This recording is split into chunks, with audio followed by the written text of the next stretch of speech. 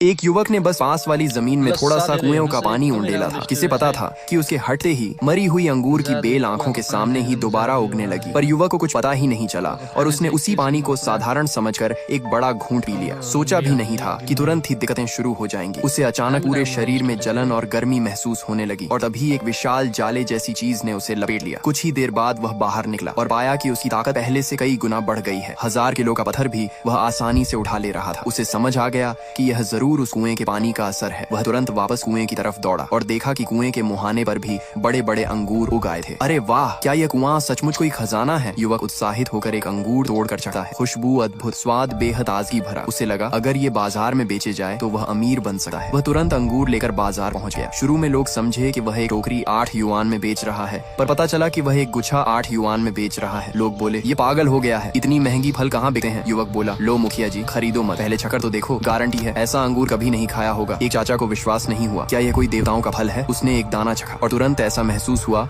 मानो स्वर्ग में उड़ रहा हो और उसकी पुरानी कमर दर्द भी गायब। वह तुरंत 5 गुच्छे लेने लगा। बाकी लोग यह देखकर समझे कि यह कोई नाटक होगा, पर जब उन्होंने भी चखा तो स्वाद इतना कमाल का था कि सब पागल से होकर अंगूर झपटने लगे। उधर से गुजर रहा एक घर का मैनेजर भी उत्सुक हो गया। उसने भी एक गुच्छा खरीदा और मालिक को खिलाया। मालिक को लगा कि उसकी सांस लेना पहले से बहुत आसान हो गया। उसका दमा जैसे ठीक हो रहा था। उसने तुरंत मैनेजर को कहा कि सारे अंगूर खरीद लाओ, लेकिन युवक के अंगूर पहले ही बिक चुके थे। ज्यादा कमाने के लिए वह रात भर अपनी 2 एकड़ जमीन को साफ करता रहा। विभिन्न सब्जियों के बीज बोए और उन पर वही कुएं का पानी डाला। जब वह आराम से सोया तो खेत की सब्जियां पागलों की तरह बढ़ने लगी। सब्सक्राइब कर लो, पार्ट 2 जल्द आएगा। पार्ट 1 में आपने देखा उसकी सब्जियां पागलों की तरह बढ़ने लगी। अगले दिन जब वह जागा तो पाया कि खेत बड़े बड़े टमाटरों से भर चुका है। कुएं के पानी का राज किसी को न पता चले, इसलिए उसने जल्दी जल्दी सारे टमाटर तोड़ लिए और बाजार में बेचने चला गया। लेकिन इस बार उसकी एक टमाटर की कीमत 20 युआन थी। तुम पागल हो गए हो क्या? लोग 2 युआन में बेचते हैं और तुम 20 युआन में एक टमाटर। मेरे टमाटर बिल्कुल प्राकृतिक हैं, कभी कीटनाशक नहीं लगाया। मेरे टमाटर इतने अच्छे कि एक बार खाओ तो बार बार मांगोगे। पास खड़ा एक दुकानदार नाराज हो गया। उसे लगा कि चाहे जितना प्राकृतिक हो, इतने महंगे टमाटर कोई नहीं खरीदेगा। वह बोला अगर तुम ये सब बेच दोगे तो मैं अपने सारे टमाटर यहीं खा जाऊंगा। लड़का ये सुनकर मन ही मन हंस रहा था, पर तभी एक मैनेजर वहाँ पहले से ही छुकर सब देख रहा था। वह तो असल में अंगूर खरीदने आया था, लेकिन जैसे ही उसने टमाटर चखा ऐसा लगा जैसे स्वर्ग का फल खा लिया हो। उसने तुरंत सारे टमाटर खरीद ली। वह खुद को सू होटल का मैनेजर बताता है। उसे पता चला कि लड़के के खेत में अभी 2000 जिन और हैं, तो उसने वहीं 40,000 युआन ट्रांसफर कर दिए। पास के दुकानदारों की आंखें फटी की फटी रह गईं। कौन इतना पागलों की तरह टमाटर खरीदा है। घर लौटकर लड़के ने हिसाब लगाया, थोड़े ही समय में वह अमीर हो जाएगा। पर तभी उसके क्लास ग्रुप में फोटो आई। सब उसका मजाक उड़ा रहे थे कि